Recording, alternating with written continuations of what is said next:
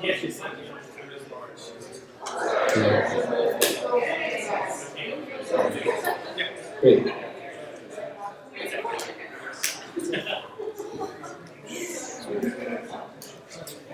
All right, we're going to get started.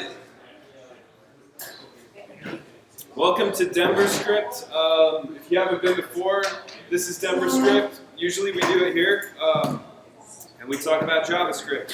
So every month we do this last Tuesday of the month, and we can't do this without sponsors. So thanks to our sponsors. This month's beer sponsor is Blinker.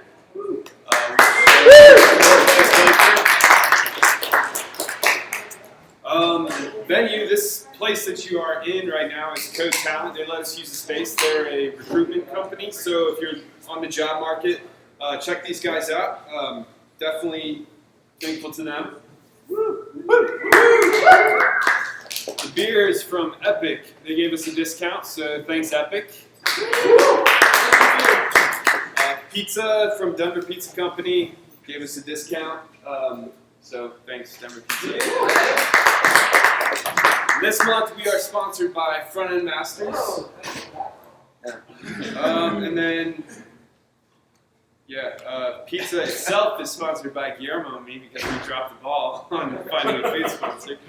Which actually, along those lines, hello Kyle. Ahoy! Along those lines, if any of you or any of your companies would like to sponsor, to be a food sponsor ever, please let us know. We used to have study sponsors all the time, and now we're doing a rolling sponsor method. So please speak to us after if you'd like to sponsor.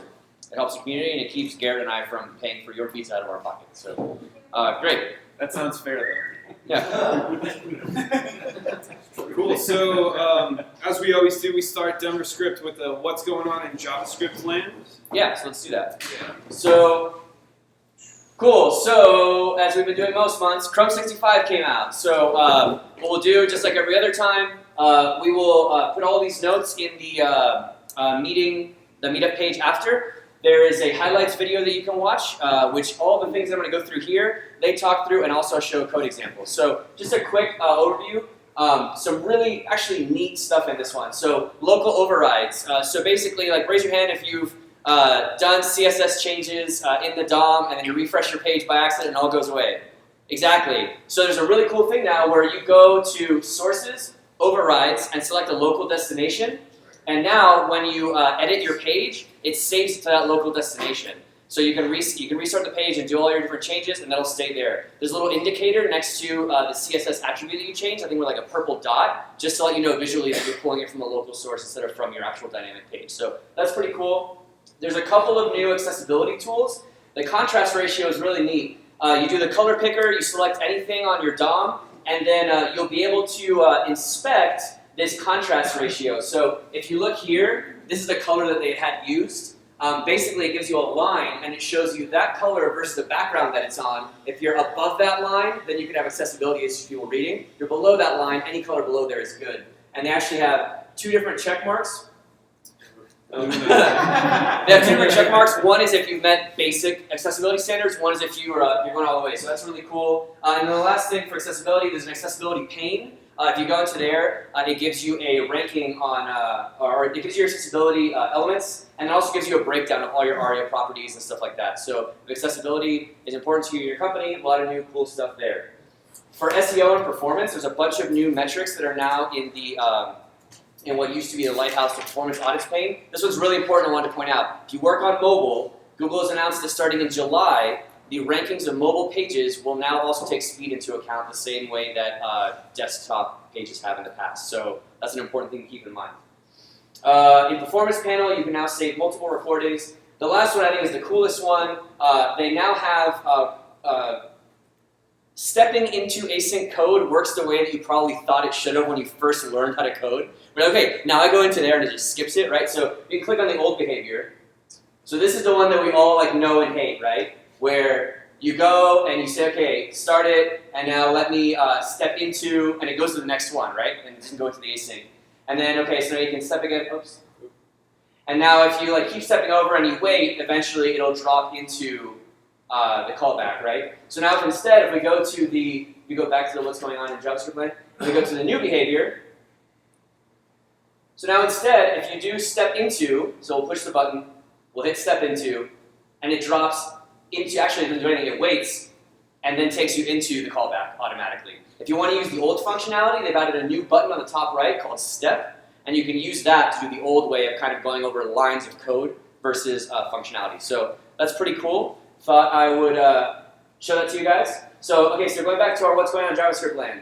We've kicked it off. What are you guys excited about?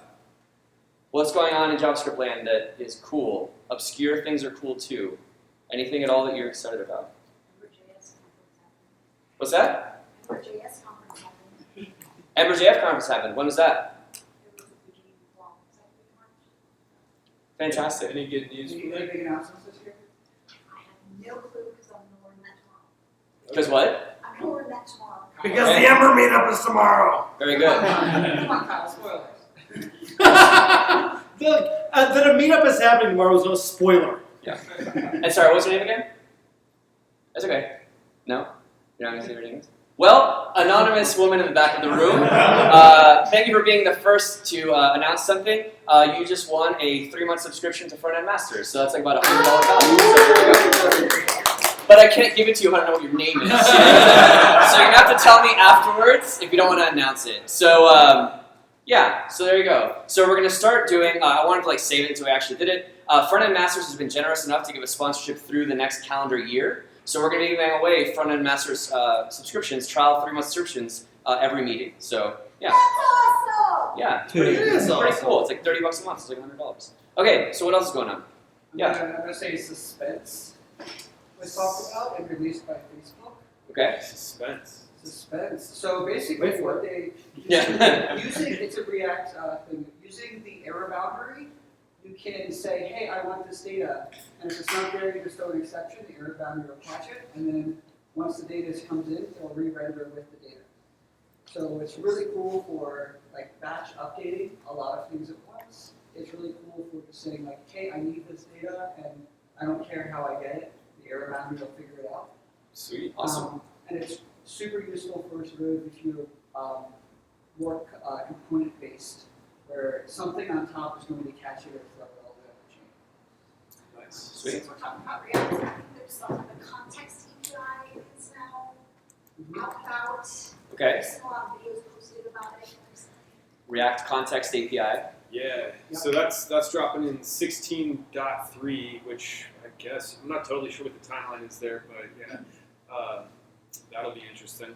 Yeah, it Kind of- also has a complete reworking of the life cycle, and it also has a computer properties API. Nice.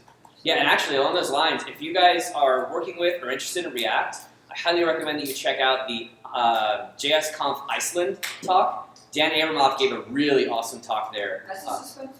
Oh, there you go. Well, he covered a bunch of stuff. It was really great. He did a bunch of code samples and really, really neat stuff. He just like blew everyone around the world's mind all at once because they were live streaming their whole conference. So he just kind of dropped it on everybody. It was awesome. Redux is getting a facelift really soon. I've been talking with the guy, so Hey, I don't hate look forward Redux. to it. It's to me. So Okay. I've actually been asking a lot of people like, what's up? What's up? What? Anyway. Okay. You want to find out what's Some going on? people. Reactor Flux channels are where they're talking. I've asked in there, and they're just like, "Ooh." Okay. I don't know. Remember, we're streaming now, so everybody hates it. Some people don't like it. I'm a fan. What else? Anybody else? Sure, That's there's okay. something else. D3.5 came out, which I'm about to care very much about. So we'll do this. So we'll capture D3.5. We'll do this.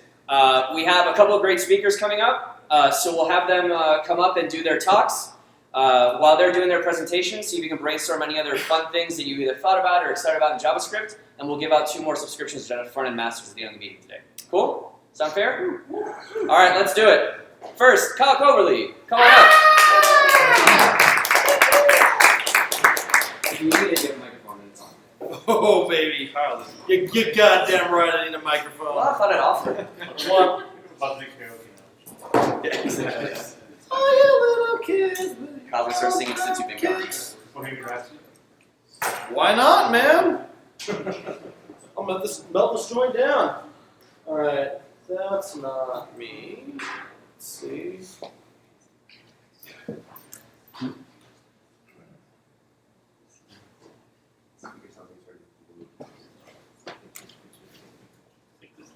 If anybody's like cold, I can like that. How's temperature? Nice. I feel great. Okay. Thank you for asking.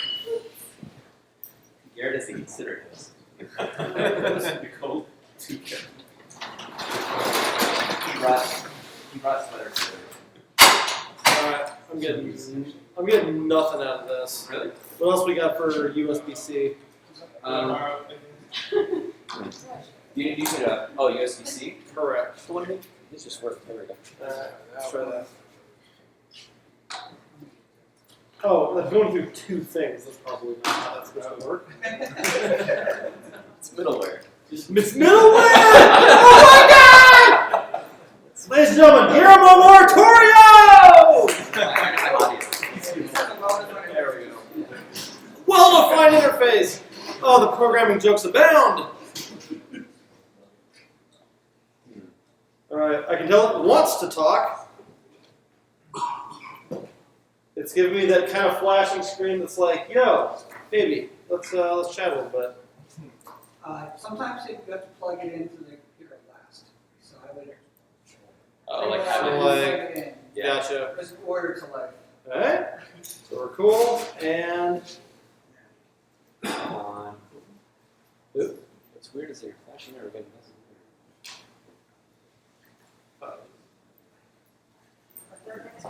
let's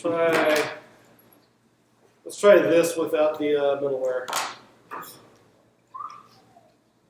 It's a really good talk. Oh, you guys are gonna be blown away. So that one was acting that. Oh, hey, I'm Getting something. hey now. It's working, I don't know why. And Yeah. does this display look okay? Keep this configuration. Be still my beating heart. I saw my computer on the screen for a. I saw your beating heart. Man. Well, the project. No. Are the RGB in the right ports? Yeah, exactly. Better audio like this yellow one. Perfect. Hey, Long solo. you can almost see my talk. Garrett, which one did you use? Use this one. Let's try this All right. one. This one. We gave you the garbage one just to see how you did. Yeah, this one. Yeah. Did I pass the test? You did great. Charging your computer while you're also plugged in. Oh, that's not a bad idea. Just in general, but ooh. Hey! Garrett! Great. Alright. Hey, that looks like some code. Looks just like code. Which is convenient because that's what we're here to talk about. I'm going to record this. Alright. Hey, gang. Hello. So good to be here. And let's make that full screen. Hello. My name is Kyle Coberly, and I'm here to talk to you about double loop test-driven development. So I am the faculty director for Galvanize. I also host the Sprint UX podcast. Who listens to Sprint? Anyone? All right, handful of people. So we talk about user experience, but we do it loud and drunk and shitty. So if you would like to listen to two guys and a gal fucking talk about how shitty people's apps are every single week, Tuesday for over a year now. And I am a software developer. I'm also a management dork, and I am, above all other things, an educator. So I'm excited today to talk to you guys about test-driven development. So let's first start talking about testing. There's a lot of different kinds of tests. Not all covered here, but the general idea is that we have some cheat tests down at the bottom. These are things that function input output. If I give a function this input, does it generate the correct output? All the way up at the top, we're getting to, does the app work the way that I expect? So users' expectations at the top, systems expendations kind of down at the bottom. And the reason it's a pyramid is, who knows? Why is it a pyramid? Why is it thinner at the top, fatter at the bottom? Many more unit tests. Many more unit tests. Why? Why not have more tests up top? You have to test every function, you have to test every variable, you have to test every computed object. Sure. Because you don't have types. Shut the fuck up. It's way easier to write unit tests. It's easier to write unit tests, and also the thing I'm looking for is there's an F. Faster. Faster! Things down here run a lot faster than they do up here. However, things up top tend to run a lot. This is actually what the user is expecting out of the application. That's what winning looks like. Winning looks like the feature works. The acceptance test, you are accepting the feature because it does what the user expects. Down here, we're just making sure it works correctly. So, those are tests.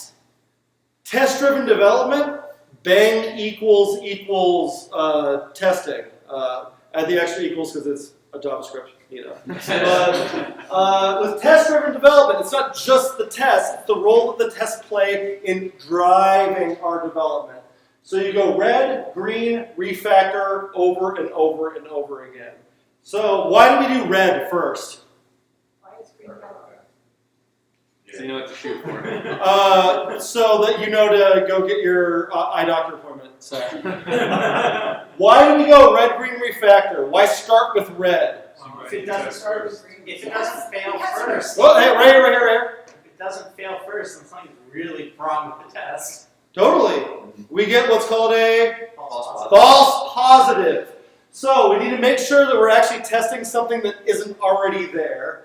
And then we make it pass, hook or crook. The dirtiest, nastiest, shittiest code you can write to get that test to pass. And then and only then do you start getting clever with it. Do you start making it readable? You think about extensibility. You think about all of these other things. Start by getting your test to prove that you're not making a false positive. Get it to pass any way possible, and then make it and then refactor it. So this sounds like an easy enough mantra, but unless you've really lived this life for a second, this jump from here to here is huge. Going from my shit doesn't work to, well, it works, I just don't like it.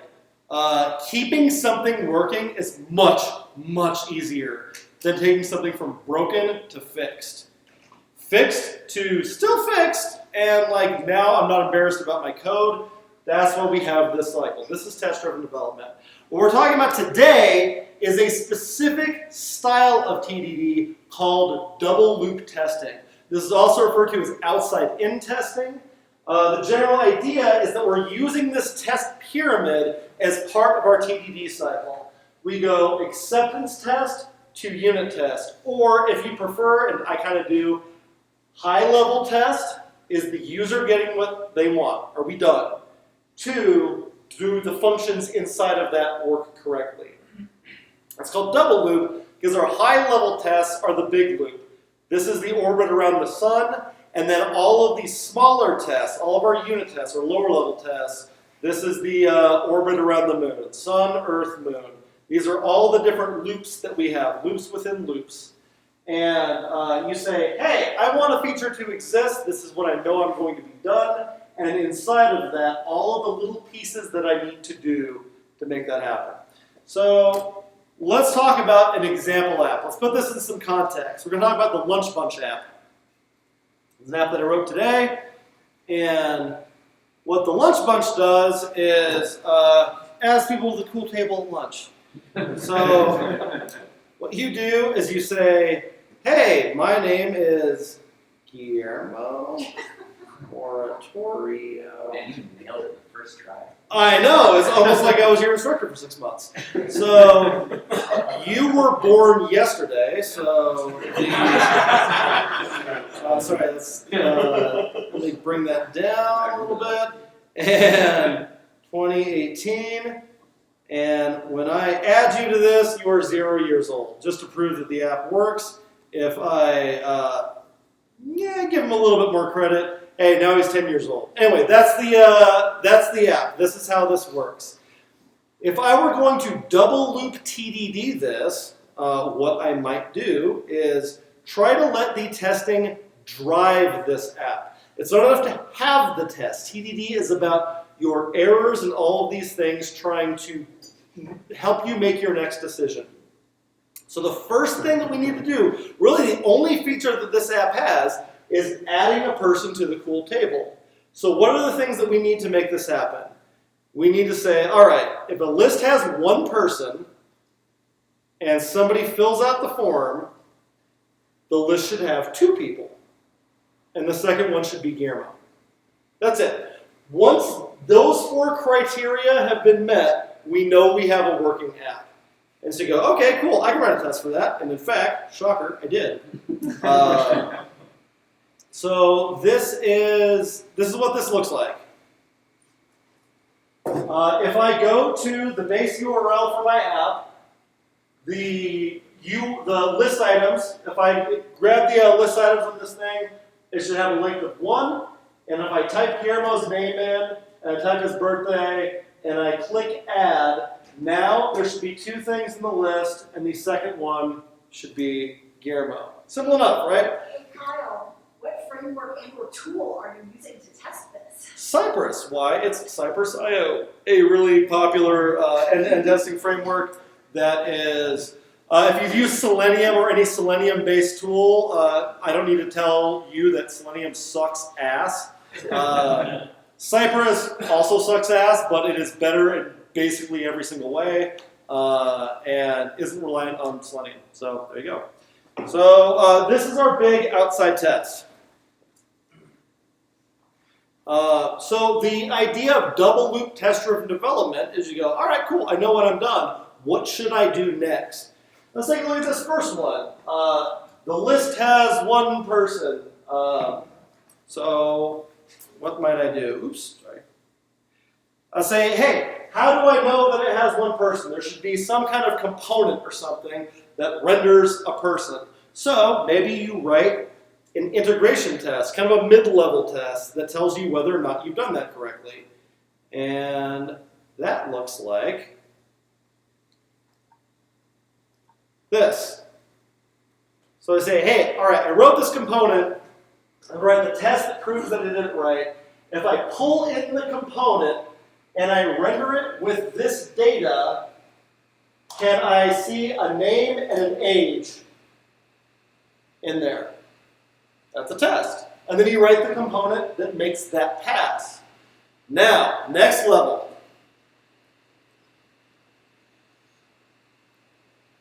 Convert a birthday to an age. They don't enter their age. They enter in their birthday. That's a dynamic kind of thing, right? And since we're doing TDD, dates are one of the hardest things to incorporate into your shit with testing, right? So, all right, if I give you a birthday, you should return an age. And so if you write a test for that, cool. Can you calculate a date correctly? If I give you the birthday and whatever today is, that's what makes it testable, because we have to rely on date.now or any kind of bullshit like that. If I give you a birthday and today's date, can you give me the years that have elapsed since then? Now we're in a unit test. This is function in, function out. Does it work correctly? And you go, yeah, sure, totally, it does. And once you've done all of those things, this is the wildest thing about outside in, double loop test-driven development. Once all of your unit tests pass, magically, all of your integration tests pass, and all of your acceptance tests pass also. So just to prove that I didn't make all of this up, if I run my unit tests, shocker, my low-level unit test for the birthday thing and the integration test, the component rendering the thing correctly work. And if I run the end-to-end test, this will take a while because acceptance tests run very slowly. That's why we don't want to do very many of them. All right, can you add a name to the lunchbox? Oh my God, you can. So that is the general idea behind double loop test-driven development. What questions do you have? Don. So how do you decide what's important to write Sure. So I think that you would intimately tie that to what would make somebody either want to use your app or not want to use your app. Or even like a level down from that, what are you trying to do? You're writing code, it's supposed to do something. What is the ultimate goal of it? And like those aren't, like I say that kind of flippantly, those aren't easy questions, but whatever the result, whatever your answer is from that, whatever comes out of that meeting, that's where you document it. And it should be, when it works, it does this. I would also describe like two really good targets for your acceptance tests as happy and sad paths. So a happy path is everything goes according to plan, I get what I want. Like the I in this is the user. I log into the app, I can make a post on Facebook, and I can see all of my shit. Sad path is I'm not able to log into Facebook because I didn't have the right password. Or another like good sad path would be something like I didn't enter in a post that met some kind of content guidelines or something that we're trying to automatically squash. Happy, sad paths. What you don't test in your highest level test is shit like a birthday in the future or some kind of edge case or some kind of corner case. That's what like the base of your pyramid is really good for. And like one of the first things you have to believe about TDD, this is like the 201 on TDD, is you cannot test everything. You're always going to have gaps. You're choosing where you're going to have your gaps. And so you have to trust at some point that if your happy and sad paths are covered at the top level, and as many corner cases as you can think of are happening at the bottom level, you have a pretty good app. And as bugs come in, write more tests for them, but that's my general approach to that. Does that answer your question, Don? Cool. So what about the no people at the table zero case? Because what we tested was if there's already a person at the table, I'm going to add another one. Yep. That is the base state of my app. So, two answers to that. One is your acceptance tests don't need to, kind of like my last answer, they don't have to cover weird cases. Your acceptance test can happen, or can cover really common happy cases, really common sad cases, your weird cases like an empty list or something like that. Those can get covered in your unit tests. One that I would actually do if I were building this out and I hadn't been using, and if I had been using Vue for longer than 3 days, I would have also tested, all right, does the interface reflect the state of the application? So is there nothing in the application, nothing in the state, nothing in the view, one thing in the state, one thing in the view, but the general idea is still pretty much the same. But you cannot test everything with your high-level test. That's just a thing you got to come to terms with. Cool. Other questions? Going once. Going twice. Thank you very much. Thanks, Kyle.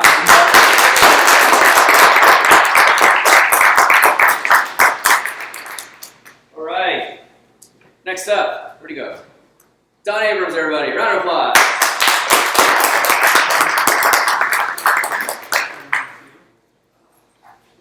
Well, this saves me a trip. Thank you. That's not mine. Oh, Oh, okay. that was Garrett's. I'm sorry. Yeah. Oh, there it is. Thank you very much.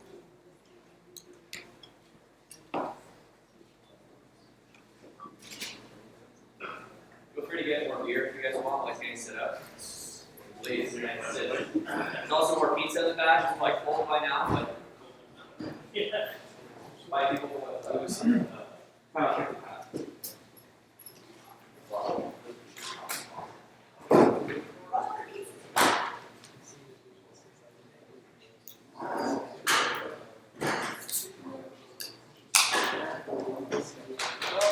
Are we doing data? Can we have yours back again? Because yours has multiple options, right? Yeah, that's the. Yeah, I think we might have a better one here. Yours has multiple. That's fair. Or you need a regular combo, right? No. Do you have USB-C? Yes. Oh, sweet.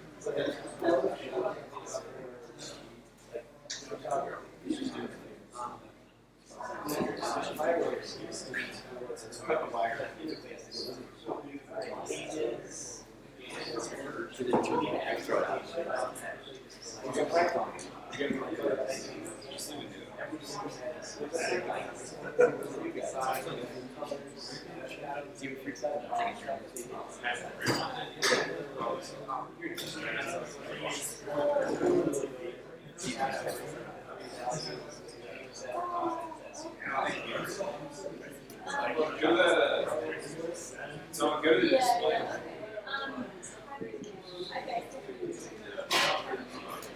What are you trying to do? Go to display.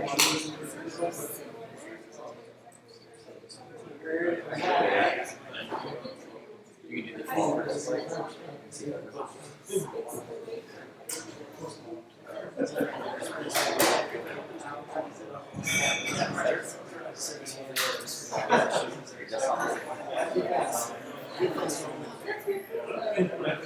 you want it to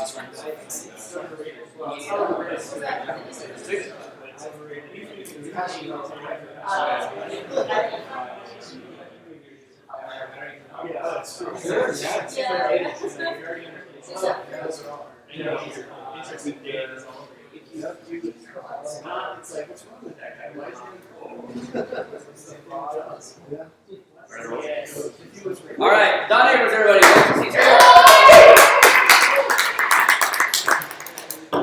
Hey everyone, I'm Don Abrams. Right now I'm working at a company called Envision, developing a product called Studio, which is design tools, and I'm here to talk about how to animate screen transitions, primarily. So at the end of this, what I'm really hoping is that you have an idea of how to do an approach to animating any UI design that someone throws your way. So these can be these crazy animations that right now Google and Facebook are the only ones that can really pay for. But how can you do those going forward? And the other thing I'm hoping for is I introduce you like the lingo and the vocabulary of animation. Primarily I want to introduce that because that's what you can Google when you're looking for examples or components and things like that. Like, knowing the vocabulary is really important to be able to do further, like to learn more things. So the first thing I'm going to ask you is like, what is a UI animation?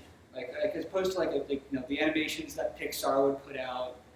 In our world of applications and websites, what is a UI animation? And for us, it's the continuous morphing and movement of design elements. And really, the things to pay attention to are morphing and movement. If something's not moving on the screen or changing in some way, it's not an animation, right? You're just putting it on there. The other thing is continuous. Like if you're just If it's not like smooth, if you can't see where it's coming from, it doesn't really count as an animation, right? Like cartoon characters don't jump, like screen to screen outside of like a Hertz bolt. And so like this example on the right here is one where you click it and we just like as soon as it loads we're popping it up. Like that's not animation. That's basically going to another page. So what and this sort of brings up like as opposed to like this one where it's growing, this one's just jumping. So well, what isn't it? And what I just talked about before is it's not immediately replacing the content. So like this one, it's just replacing it. We're using a loading spinner. We're not growing and compensating for our network conditions. And a lot of times, like what people do nowadays is they fade everything out and fade everything in. That's not you might as well just load a new page. So you're not getting any benefit from it. If the default behavior in Chrome was to fade out the content and fade in the new page when it loads, it'd be the same thing. Question. So if you don't consider those animations, what do you consider like a loading spinner or stuff like that? So in that point, you're just doing a content replace, right? Like you're not. It's. Or no, like what is a spinner? Right. And that it animates what you didn't do in transition. Oh, it's so the animation, but it's not UI animation, right? You're not changing the user interface because they can't interact with it. So the question is like, so why do we animate? So why are we trying to achieve this continuous, goal of morphing and mutating things? And it's usability. Like it's not to keep up with the big guys. It's not to make things look fancy. It's to make it better for the user, and that's why the big companies pay for this. Is not to make you look bad and look lazy. And very specifically, there's like 5 reasons why you really should be using animations and what the benefit it gives you.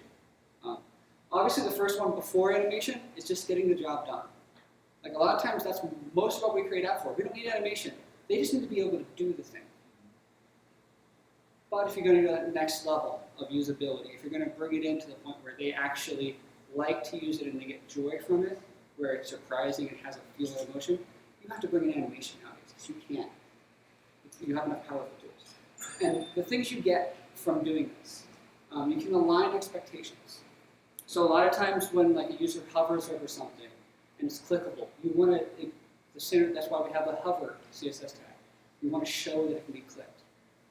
We can just say like, when you've done something, you change out the screen, you say, hey, you've done this thing. It's saying that like, they think that something is used that way, and then when they do it or get close to doing it, you give them an expectation like, hey, yes, this is actually what you did.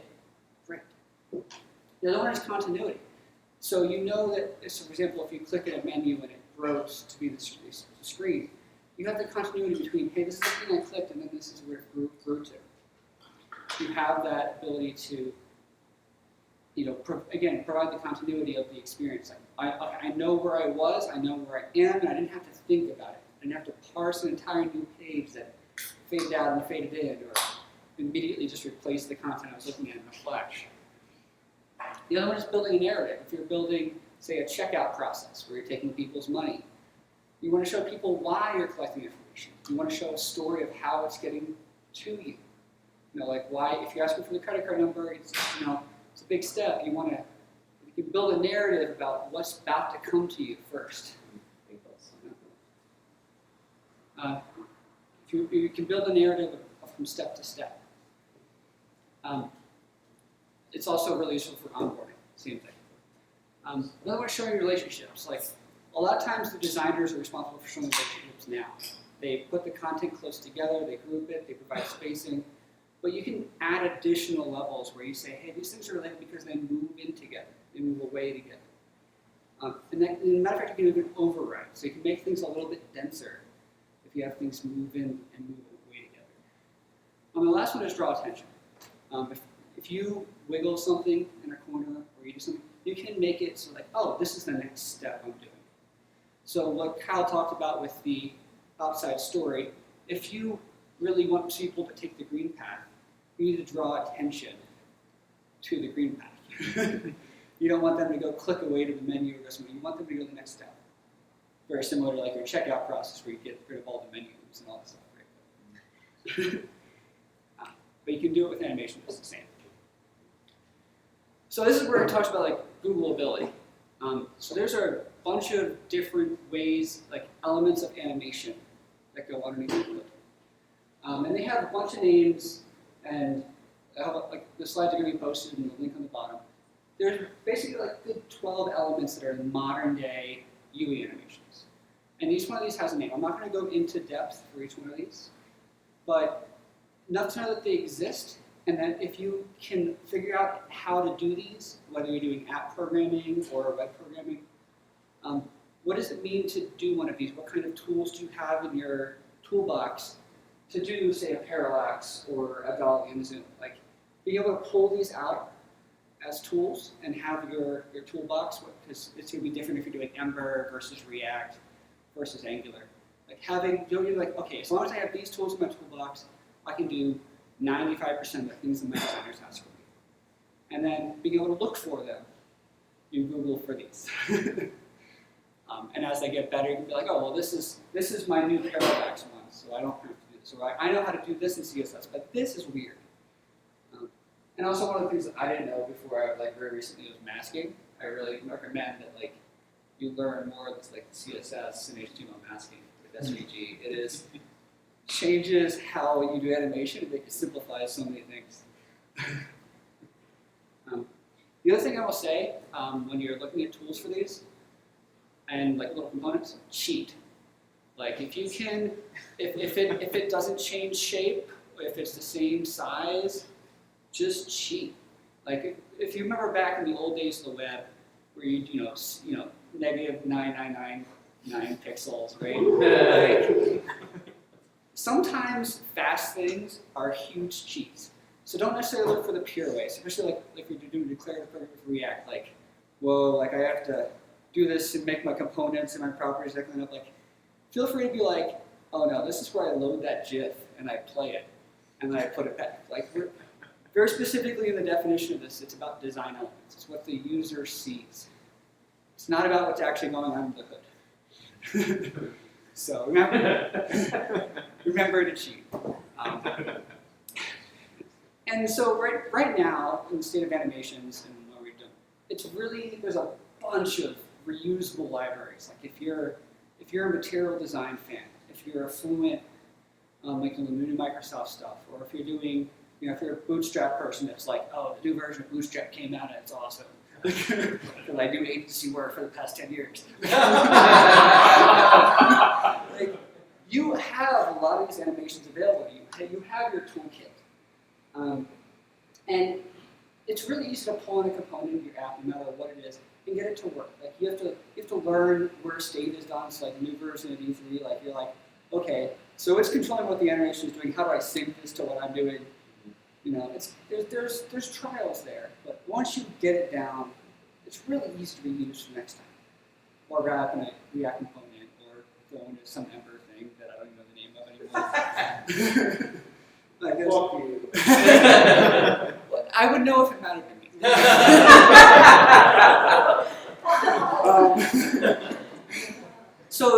But I would put this in the easy category. Like we can Google this, we can Google Stack Overflow. An individual can help you without you revealing too much about what you're doing for your app. You can scope this question down and get help. But what's harder is when you have to animate the entire page. So my question is like, if your designer came to you with this GIF and be like, so this is the app I'm going to build. How long do you think this will take you to do? Cool. And you're like, kid, cool. You know, like, dude, how much pull do I have with the director? You know, can I win this battle? You know, there's a lot of movement. There's a lot of page-to-page transitions. There's things that are happening. And that's actually what I'm going to talk about, is how can you approach these page-to-page ones? Because the easy component stuff, you can Google, you can get help on it. No one's going to help you with this. And I'm not going to help you either. What I'm really going to do is going to give you an approach to being able to do these, look at it, and tackle them going forward. And just to give you more of the details on what's happening underneath, like apps don't use the same page designs. It's the reason why we can't share these libraries with somebody else. Even if we go to like, oh, you know what, we have a different logo here. Like, we can no longer use the same transition. If we have to use out of the box for page transitions, we have to conform very strictly to a very strict look and feel. We can't do that. So what we're going to do is, coming out of this, if someone gives this to you, my goal is for you not to be scared. Maybe it'll be a lot of work, but not to be scared, not to like be like, I have no idea what I'm doing here. You know, it's like keyboard cat. Like it's you're a calm developer that goes, this is going to take weeks. And the first tool in your toolbox, the most important one, is that you're a developer, you're not a designer. You know that when you see a bunch of artboards and arrows between them, that this is a state machine. You've seen these before. Each of these has a name that's not A, B, and C to you. Their cart, their homepage, and within this it's like, okay, so this is where I've gone like step 1 in the process and step 2 and 3, and they have names. And you know that, okay, they provided me, and they don't know it. They don't know how easy they've made your job. They've given me the state machine. They've given me every state, how it looks at that point, and then where it's going to go to. That means you only have to design the transitions between the states, which that's why it's state machine, transition, same thing, right? So a screen is a state to a designer. Don't use the word state, use the word screen. Transition is fine. Okay, so more importantly, a screen is a state. So hey, we have these two states. in our world, 2 screens in designer world. We need to be able, between any 2 states, describe what that transition looks like, how it happens. So we get screens. What is a screen made of? Well, it's made of design elements. Okay. What are elements made of? Properties. They have a different x and a y. They have width, height, color. Cool.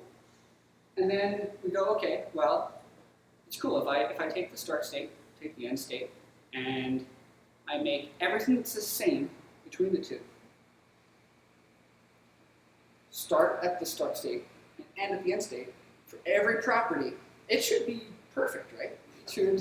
That's all I have to do. And we're like, well, that's a lot. But we're gonna talk about so an individual property. Let's start at that. We have to be able to say okay, it starts at x5 and ends at x30. How do I get there over the space of this animation? And there's this thing called a tween underneath the hood. And what a tween is a computation that changes the value of a property over time from some start value to an end value. It's not exactly what we need, right? And it has a few other things that's sort of important. It has a delay, so before it does anything, it's going to stay at start value until the end of the delay. There's a duration, so you guarantee that at the end of the duration it's going to be its end value. And the last thing it has is an easing curve. Okay? And honestly, a lot of times in app development, before I go to what an easing curve is, the starting value is not really necessarily static. It's whatever your user happens to have been on the slide. So if you scroll down 300 pixels, 312 pixels, that's your starting point. You don't have a set number like the design the users, the design the designer gave you. You're starting from anywhere. So oftentimes you don't have to specify the starting value. That's implied by, basically going over every element and being like, hey, where are you right now? Cool. But you know where it needs to be at the end. So we're talking about easing curves. How many people here know what an easing curve is? Have used one before? Okay, cool. You're going to learn something. Again, this is great. So an easing curve is a way to describe the relationship between the percentage of the property. So if you're going 10 pixels, 10% is 1 pixel, 20% is 2 pixels. And percentage time. So if the animation takes 0.3 seconds versus 1 second, we think of it from 0 to 1 here. Okay, so t is always between 0 and 1 because if you make it last longer, you make it last shorter, it scales.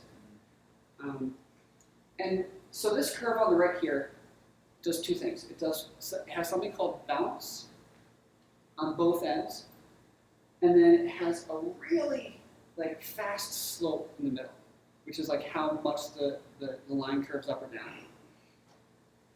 And what this is telling you is that in the beginning, we're actually going to go away from our destination, and then at the end we're going to go over it, and that's the bounce.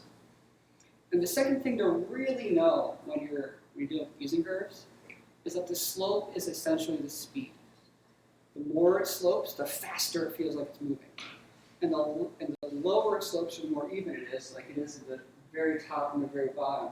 It's almost like it's still. It's not moving at all. And the reason we use these, and the reason why designers love these, besides the fact that it's like a cool curve and you can drag stuff, is it can make movement feel realistic. If you're do rubber banding, it vibrates a little bit at the end. But we want it to get there, we're not going to have it vibrate. We're going to make it go once, right? We're not going to be completely realistic here. The other thing is we can make it feel realistic by heavier things accelerate a little bit slower and decelerate a little bit slower. So we can make the bigger elements will move, take a little longer to accelerate to go. The smaller ones will bounce more, they'll move a little bit faster. And the last one is to create emotion. For example, Apple, if Apple didn't have linear animation, and if they were just straight away, they would feel really cold and soulless because that's what the design is. It's very clean. It's very soulless. There's really not a lot there.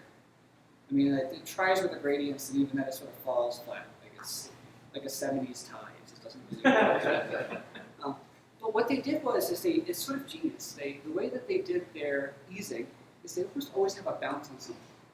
So even though it's very, very formal, soulless design, it gives a little bit of play. It gives a little bit of this, almost like a savant genius, like a British man in a suit and tie. It's like very nice. But then when he moves, he like sort of wiggles. Whoa, I didn't see that coming. Like, he clearly must be a genius or insane. And it really works for them. And you can do the same thing with your apps. Like Apple uses it to counter their very clean design style and get better screenshots while still making you want to do things. But you can do other things where if yours is really plainful, but you want to be a little bit more corporate, you can take out the bounds and just go in there. So you can change, you can add emotion to your design. And a lot of times this is what your designers will do, but now you can be like, oh, I know what they did here.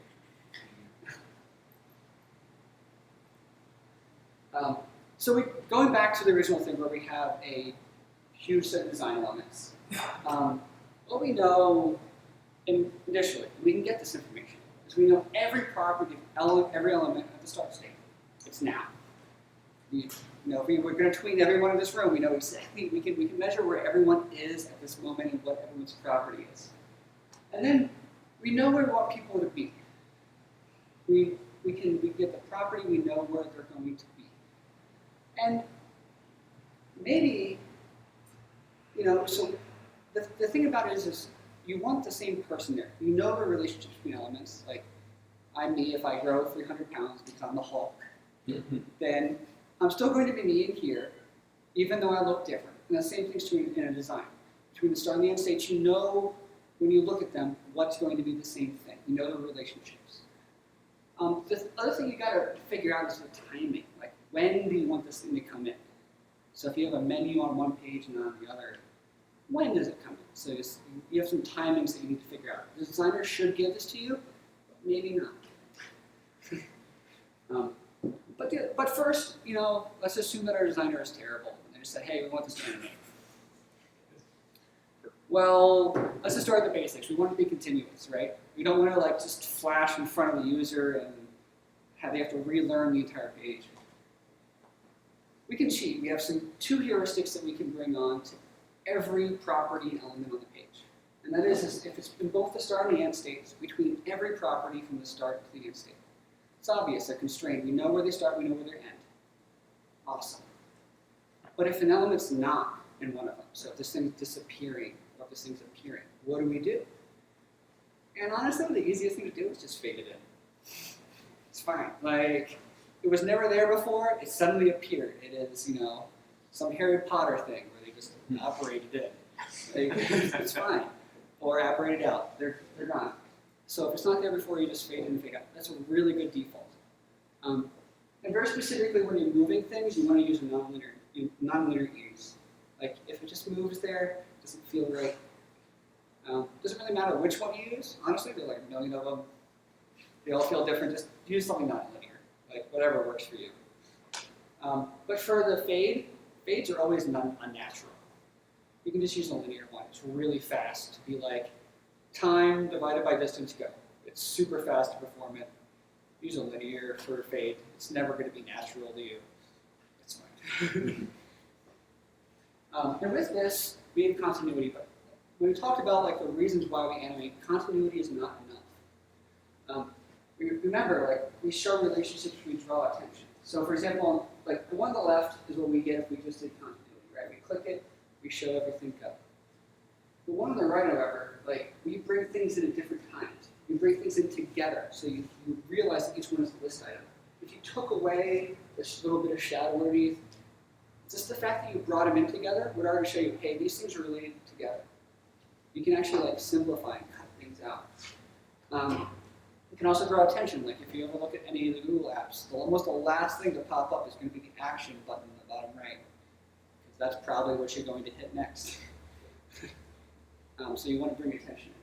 So you want to be able to go through after you've done that default and then tweak it a little bit to bring it a little bit later. And the way you tweak it is you basically just add an array. And you make the duration a little bit smaller. So again, that's this is sort of the hard part, right? When you're going through like, how do I set up these tweaks? How do I do this piece for these properties of this element?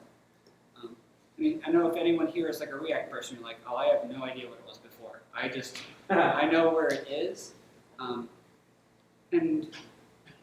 the problem is that, you know, it's hard to visualize. It's hard to be like, okay, this was here, now it's here. How did it move there? So when you're doing these transition things, like a lot of the suspense stuff they're doing now, and actually this is apparently Facebook internal, but now what they're doing, like they're using this approach. When they load a new screen, they're actually like putting on top the animation there, and then when it's done, they just show the underneath the destination there. They're doing this stuff, they have this stuff defined.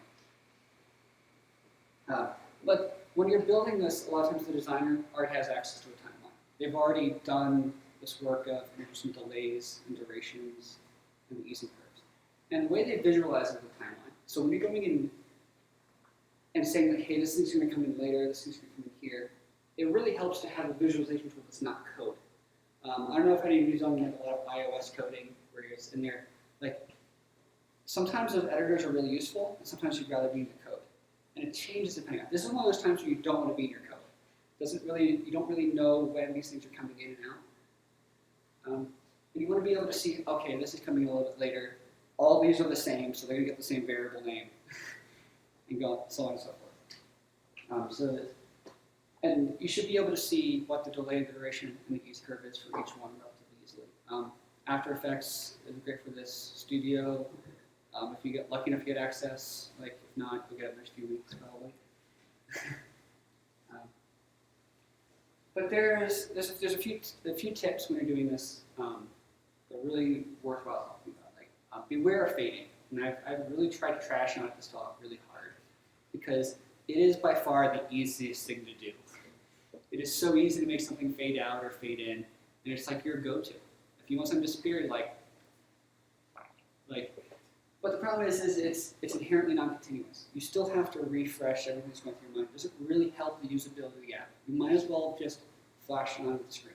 So if you see this wonderful animation, like it's like, okay, cool, that moved in great, and then I clicked, transitions.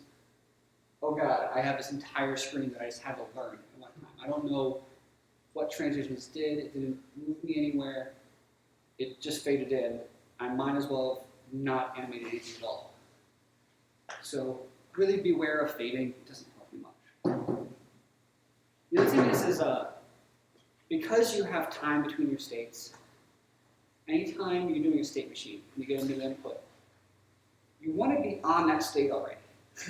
So we're talking about transitions. We're not quite at one state, we're not quite another one. We want to ignore all input at that time. And right now it's actually a little bit hard. Like we can do it with keyboard input because we do it at the very top of the screen because the way like HTML and iOS and all that stuff work. But when it comes to like mouse clicks and everything, it's actually like a little bit of work ahead of time to be like, oh, I want to ignore all of you during this time. I'm going to say that one of the things that's the best things that I've learned lately, because I've never needed it before, was CSS's pointer events none. You basically just don't get anything during that time. Like, select everything, pointer events none. Good, you're not going to get anything from the mouse at that point. That's great. There's other similar techniques for iOS, but in general, it's also kind of cool to shove everything into one pipe anyway. You get a better way to record stuff, but knowing this is going to happen in advance is important because if you have to do it at the end, it kind of sucks. And it helps you not get into a bad state. There's a couple exceptions for usability's sake. One is like the triggering an action, like a drag. If you're like slowly moving something to the side and you're transitioning during the drag, don't ignore that transition. So don't turn on pointer events none for that weird unpredictable behavior happens. And the other one is reversible interaction. So I open up a detail page, and before it's loaded, I'm like, oh, I don't want this. Close in the top left. Like, if it's a reversible interaction, you can go back to where you were. You can allow that one. That's why we have, explanation point important in CSS. Like it's like, except for this one thing. The other one is history. So when you're talking about browsers, and even to some extent apps are a little better about it. Like they're designed for instant changeovers. During the time that a page is loading, it doesn't really let you do anything except override the last action, right? Like go to a different place. That's not good for this part where you're having a single page app or an application and you're doing some things. Should you hit back twice in a row before it's finished? What do? You can't animate anywhere. Like what do? You go to the next one and you hit it, like that might even be a viable action at that point. So history kind of breaks down when you're doing real animated transitions. And so what you have to do is you have to do special considerations for if they hit back twice, if they hit the menu and go back, if they're going to a specific part in the app. And you basically have to do a full screen refresh. You don't really animate in, or you do a from null, where you go like, fade out, fade into the thing, that's fine. This is when you use fade, because there's no good way of doing it. The browsers weren't designed for it. And honestly, that's a great open source opportunity. If anyone really wants to be like famous, like, feel free to like do this. There's a bunch of stuff with like nested scrolls and things like that too that are really important, hard to get. Where you want to maintain scroll state when you're going through these things. Like if you could do some sort of history manager that did all of that work, so that I didn't have to think about it, I would be really happy, and I would present on it. I don't care. Whatever you want to do. The other downside of doing animations is just the number of transitions. So anytime you add a new screen, you have the possibility, if you can move there from every other screen, you've just added n-1 transitions. That's a lot of work. That is time. And if you say like every new screen I add is adding this much more work, they're gonna be like, oh no. Like, that's literally a velocity killer. So what you have to do to limit this right now, while we don't have tools to help us, is you have to work with your designers to limit the number of screens, the number of transitions that you have to code up if you want to get into animation. And you can always choose not to. You can always choose to animate only certain paths. But if you want to fully animate your app and do this stuff, be really careful about adding a new state and really careful about adding new transitions. And it's going to be a really heavy IA process. The thing that this is really useful for is showing the value of developing an information architecture. To simplifying that before you do prototypes, before you do coding, before you even get into it. The simpler you make it, easier it is. So for example, like one of my favorite examples is Google Maps. Like it does everything. It gives you directions, it shows you the maps. How many screens are really on Google Maps? It's like 3 or 4. They did an amazing job of simplifying down the IA and really getting it to just, these are the places that I need to be. And they also did a great job, because they also control the platform, of being able to have separate apps for each one, so that they don't have to have a lot of states per controlling transitions. They do a really good job of limiting the number of screens and the number of transitions that you go in between. And the last part is changing elements. So I go alter a screen, like, hey, I need to make this thing down 2x or up 3x. That means you have to modify the transitions. Like, hopefully you've automated to some extent where you can auto-generate what these transitions look like, but if you haven't, you have a potential maintenance cost of having to update every transition that this element is using when you go and change one thing. And that's a really heavy burden. Like, so if you have 5 transitions coming off the screen, for every time you change an element, you're changing it 5 different places. And so like you have to be really wary of the cost. So if someone hands you an animated thing, it's really important to be like, maybe we don't need this. Maybe we don't actually know what the users want at this point. Maybe it's not time to add the animations here. Or why don't we simplify the hell out of this and spend our time doing this instead of building more transitions and animations. And are there tools to help you maintain this thing and know if you screwed up? And the answer is right now, no. There's not really any yet. It's still a very manual, job-secure process. And if you come across any, definitely post them up. I believe this year you're going to see a lot of the design tools start to give you tweens and define them ahead of time. They're going to give you demo apps to sort of base stuff off. By the end of this year, I'm pretty sure that Framer, Figma, and InVision will probably have tools for this, if not Adobe as well. And we're going to have to learn how to eat those, like consume the data that they put out and put into our app. And we're probably going to have one workflow that's like, this is the workflow, and I really hope this other tool doesn't get better at it the next month. It's going to be a rough year in terms of like, what do you pick? What do you use? But I really hope that understanding the constraints and the way that you approach this, you can start to evaluate these tools. So that when the designer says, hey, this thing exports this, and you look at it and be like, does this satisfy me? Does it make it easier for me to do this animation? Because both Sketch and InVision and Framer are making it incredibly easy right now for designers to make really complicated, really awesome for the users animations. And if you're the person that says no, it kind of hurts. Like, they look at you a little funny, you get a little less credibility. I'm really hoping that you at least know how to approach it. You can say, like, we can do this, but it's going to cost this much. And as you get tools, be like, oh, this is going to help me out this much going forward. So I have some additional resources on here, according to the season. Do you have any questions? Given that animations are fundamentally visual, but also are being linked to the function of the website, how do you make a website that uses them heavily accessible? So accessibility during the transition is usually unneeded. So I talk about screen transitions because they don't necessarily like. A lot of times what you're doing is, when you're doing accessibility, is you're linearizing your page. It's the same thing for when you're doing a voice design. You know that, hey, this is the thing, and they've dug deeper into this tree, or they've gone further higher on this step. So you know the context because you know they've read the entire tree up to that point. And they've chosen this path. So you know where they came from and where they go. So on your next screen, you can decide to cut out the pieces above that and say, hey, you've chosen this.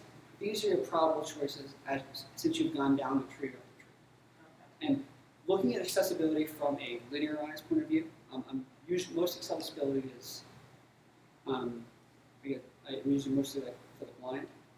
There's different ones for people that are hard of hearing, but it's not as common in our field. Usually when we say accessibility, we mean for people that are hard of sight. And it's really important to look at that experience a little bit differently, as they're traveling down a tree and up a tree of your IA.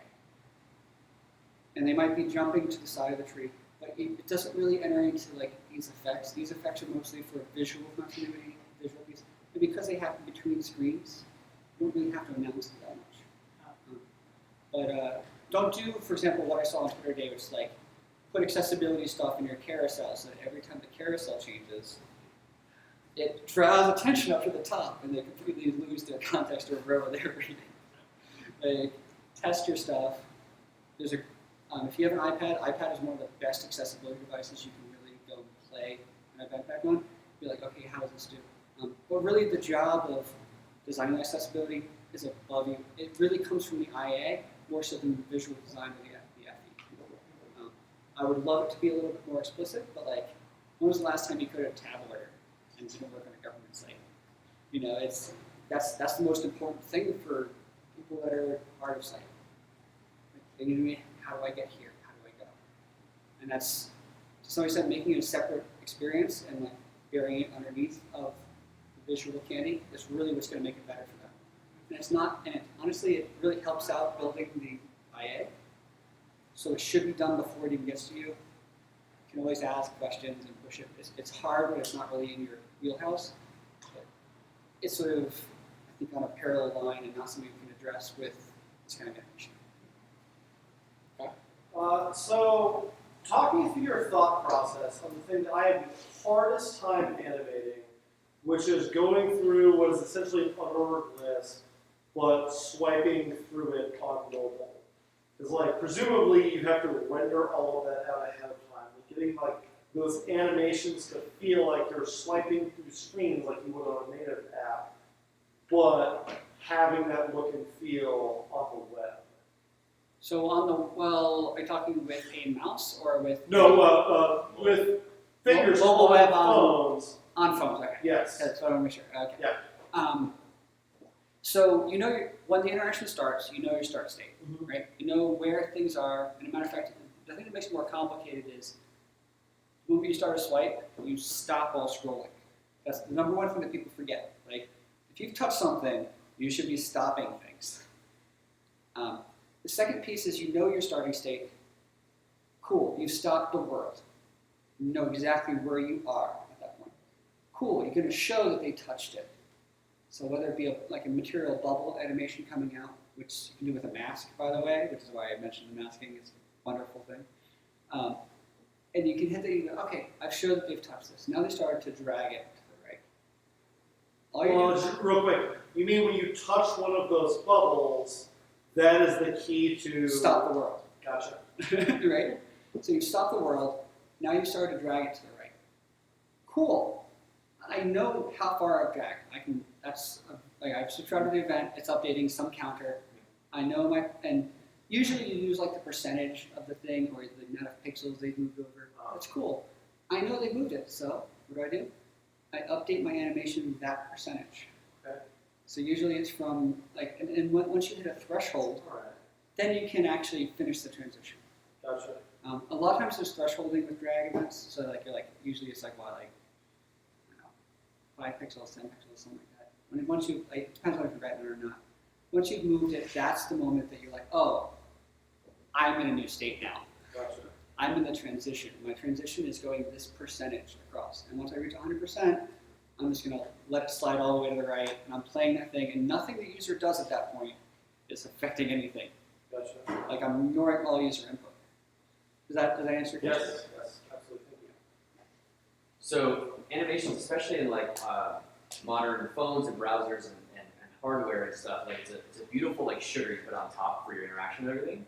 But at the same time, there's nothing more frustrating than a page is beautifully animated and you're like on a shitty phone and you just can't get it to do the thing because everything's taking so long to render. So like, how do you approach that from like a progressive web app standpoint, where like, you want those animations to either enhance, or are you doing it in such a way that it's very cheap, so it kind of works anywhere? Like, how do you approach that? So there's two different ways that it depends on your expense. One, you can over-optimize all of your animations. You use just CSS, like for web, Right. you use just CSS Right. keyframes, and that they're very fast because they're hardware accelerated and optimized heavily. The other way is you just measure the FPS. You have access to the graph. You know how fast things are updated. Mhm. If you're getting below 20 frames per second, turn off animations. Oh, cool. User goal is first, right? If they're not getting there, like especially when you're talking about transition-based ones, just have a flag. Like, just skip it. Like, they want to achieve their goal first. They don't care how pretty it looks. If they're buying a budget phone, they probably just want to get the thing done anyway. And do you do that like that check, like when you've done it like or as you think through it, do you do that per animation, or do you kind of like do like some, or is it like once you hit a threshold, like we've done this 3 times, we're just turning off animation for this user? I recommend a circuit breaker just because of background. So you might have background noise, you might have Dropbox syncing or just file system backups. That'll cause temporary slowness. Right. So you want to have a backup and recovery. And that's why I put that as the more expensive route. Again, you can back off of it if you need to. But it's not, you can have it, what's cool is you only do it once. Right. So all you're doing is setting a global flag, animate or not. Sure. Cool. So you can add a lot more complexity there. Nice. And a circuit breaker is a great way, like, oh, I'm hitting 20 frames, turn it off. Okay, I fit 60 frames, let's turn it back on and see what happens. It's Cool. So I don't know much about programming at all, so I'm coming this from a designer perspective. So you said that if you've got too many pages, you should cut down the pages because that's going to increase animations. But could animations be tied to elements instead, or is it just a page per page? So- I wasn't really the impression this kind of animate or this kind of element always does this. I can use it on as many pages as I want, but I have a finite number of elements and a finite number of animations, but the pages wouldn't matter. Yeah, so very specifically for this presentation, I was talking about screen transitions because that's usually where it's harder for programmers. Doing component-based stuff where you're talking about individual interactions inside of a page, so like an on-off toggle or even like highlighting a tab. That was sort of outside the scope of this because it's actually pretty easy. I don't think anyone here has really been challenged for that more than an hour or two. Does that answer your question, or did I miss the point? I guess it's what's the thing that would make an engineer like be like, no, don't design it that way because that's gonna make my life miserable. Like is it a page transition, like when I hit the back button or forward button, I want to do this versus like right now it's about the volume. So it's very easy to reverse animations. You just basically play everything in backwards. So it's really like once you've gone one way, it's pretty easy to go backwards. That's pretty much game. You might replace the easing, but that's about it. The thing that's going to really kill you is if you have every screen connected to every other screen. That's where things get really expensive. And it's right now it's actually really hard because a lot of times menus, especially the slide in from the lefts, go to every other screen. And a lot of times you cheat. That's why you have the menu slide most of the way out, and then you just fade and you fade in, right? Screw continuity at this point. Like we're using menus now, like, and that's really what you'll do is you'll compromise. You'll say like, hey, when I go to the menu that slides out from the left, I don't have to worry about animation here. Like I'm just gonna fade out, fade in, and everything's gonna be happy. Does that answer your question?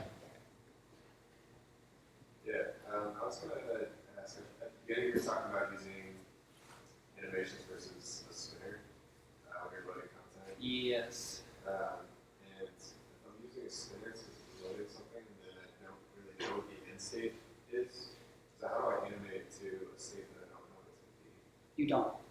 You cannot animate to a state that you do not know what it's going to be when it starts. It's not possible. Like how do you set up betweens? How do you do it? Like, if you don't know where it's like I can run really fast in any direction. So yeah, the answer is if you don't know the end state, you just can't do anything about it. this is more of a comment than a question, but when we were talking about the fade in and fade out, I use sort in wave direction, so whenever I'm designing anything about that, it's more like if you're watching movies or TVs, when they're doing like a quick cut where they just flip the screen to whoever else, that's basically like more of like a timing kind of thing versus like when they do a fade, it's usually showing like a distance in space or time. So it's more like if I do a fade in my app or something like that, it's more I'm trying to show, all right, you're not just doing stuff right now, you're basically like slowing down a little bit because you are actually moving either somewhere else like within the realm of the app itself, or just like this is kind of a step that's actually not near what you're doing right now, or something where it's kind of a like basically stepping out of the normal flow that you're doing, so you can kind of feel like you're jumping further away. So if you ever see like watch movies or TV and notice like where they're doing like the quick cuts versus like a slower transition, it's kind of like they pick them rhythm that way. Right. It's a way to introduce a discontinuity. Like you're cutting off whatever you're doing and you're introducing this new thing. And you didn't want to just like go there right now. So you fade out a little bit, you're like, something's going to happen. And you fade in, you're like, this is what you didn't know was coming. And it's the same thing with apps. So if you don't know the end state, but you kind of know the end state, so a few pages from lists where you have two different lists right next to each other. This one? The other direction. Help more. It was your like good and great. Yes, Oh, yes. that one. That one. So if you kind of know the end state in that you know that there are going to be containers, you just don't know how many of them and what their content is going to be, you can kind of do it, right? And so would that not be the same thing she was asking about, where can you make an animation for an element? Right. And so we're still programmers. We still have variables. We're still counting. So if for example, on this list on the right, only one list was coming in, we would just stop then. And we would have to be careful about like, what is the duration? How many do we have? And that is something you have to worry about. Like when you're talking about n-countable things, you're still going to have to do a little bit of math to figure out like, okay, how long is this going to last? Where is this thing in my timeline? We're programmers, like that's what we do, right? We know what the end state's going to be. We know that we need to count up, and we need to do these steps in order. So it doesn't relieve you of having programming. Like, this is kind of nice, actually, because that means designers are never really going to replace us. We're still going to have to wire these things up and do stuff. We're never going to be a program that knows, like, oh, well, if this is 1, we do this. This is 2, we do this. Like, that's insane. We're never going to be able to do that level of customizability. That's what we're here for. We're here to make these things live, no matter how much they automate the design process. So yeah, and not that, you might have a very different state if there's no results. Right? You hit that, there's no results. Like, what do you do? And that's one of those not green paths that you have to do from a user perspective. Any other questions? All right. Sorry. One around engineers last, it's like I did so much scan. So if I haven't gotten into thinking about besides just envision, but if I'm going to do an animation, what is the proper things I should be handing off to an engineer? Like what, I know you mentioned like timing and easy and things like that, but what is kind of the average of what they would expect from a designer besides just an envision animation or something like I did in After Effects? Like how much actual specifics should be handed off to an engineer? So, show of hands here. How many people have ever been given a mock-up that looks like this? With the animation or Yeah, with the animation. 0 times. That's what I mean. Right now, it's not even happening. The reason I'm giving It's this, like animated, it's like already. the reason I'm giving this talk is that it's coming right now. Like the work that I do during my day-to-day is to make it very easy so that you're going to get this from a designer, and you're going to be like, "What do I do?" So when you open the InVision inspector, instead of just showing you the flat CSS, it's also going to show you the transitions? Honestly, like, and this is probably a good business model for, and I know most about the InVision cases, that's where I work. You're probably going to want a seat. You're probably going to want to open it up so you can go look at it, see what the delays and durations are. We will probably, and if not us, then we release plugins. I guarantee you somebody will. Give you an output that you can then consume and go look at for your design elements. No promises, but I'm going to say that like someone is going to do that work, whether it be InVision or somebody else. So this is what you got a lot to look forward to. Have a ton of fun before the tools catch up. And I'm sorry. But now you get to talk to me, you talk to your seniors, you can share this presentation, and you can be like, look, this is the cost we're taking to do this work. This is what it's going to cost now, and maybe as these tools come up, it's going to be more efficient and worth us going into. So hopefully this arms you with an approach so you can approach these things. If I didn't get there, please talk to me afterwards. I'm more than happy to fill in any details. Thank you. Thank you. All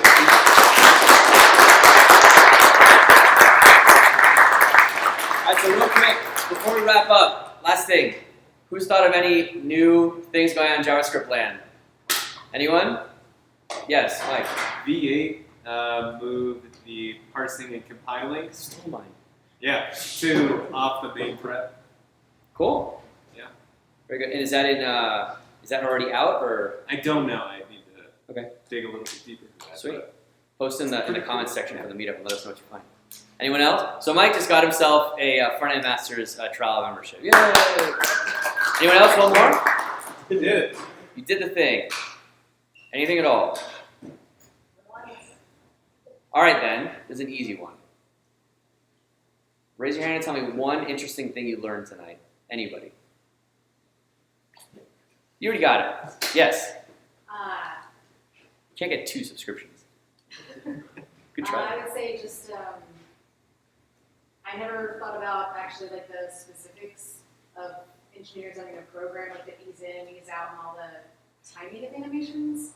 I kind of just assumed it was just like something that just did it for you. Like, here's this button, like I thought in a vision where it's just like slide in, slide out. It just does all the easy for you. Sure. But, so like knowing the specifics and like having like that kind of, having that in mind before going into it and knowing a little bit more of like what might be harder, so it's like I know, what might get cut out of budget, so I can not design those. Definitely, fantastic. And now you can learn to do some programming yourself because you also have a subscription to Front End Masters. So fantastic. Thank you guys all for coming out. There might be some cold pizza left in the back. We definitely have some beer as well. For those of you guys that I talked about the Front End Masters, come talk to me and I'll give you guys some codes that you can use for that. So thanks everybody, and we'll see you next month.